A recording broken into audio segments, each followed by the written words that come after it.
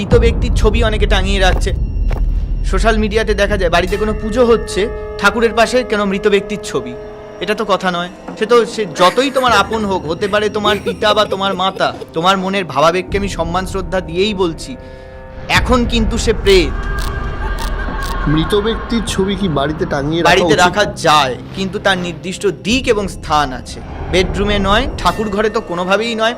ঠাকুর ঘর সেই ঠাকুরের পাশে সেই পজিটিভ নেগেটিভ এনার্জির ক্র্যাশ হবে। আমি বারবার বলছি, সে যতক্ষণ জীবিত ছিল, আপনার স্বামী, আপনার স্ত্রী, আপনার সন্তান, আপনার বাবা মা আপনার খুব কাছের হতে পারে। আমি তো বলছি, আপনি সেই ভাবাবেগকে শ্রদ্ধা রেখে বলছি, কিন্তু সে এখন মৃত, মানে সে কিন্তু প্রেত।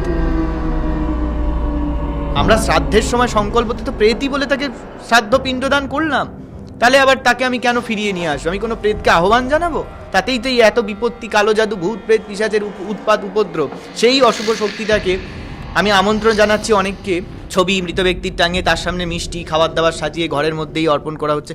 এটা দেখবেন অনেকে আছে, কিছু খেতে গেলাম, এত ভালোবাসি, খেতে যাওয়ার আগে সব খাবার একটা প্লেটে করে তাকে দিচ্ছি, তারপর খাচ্ছি।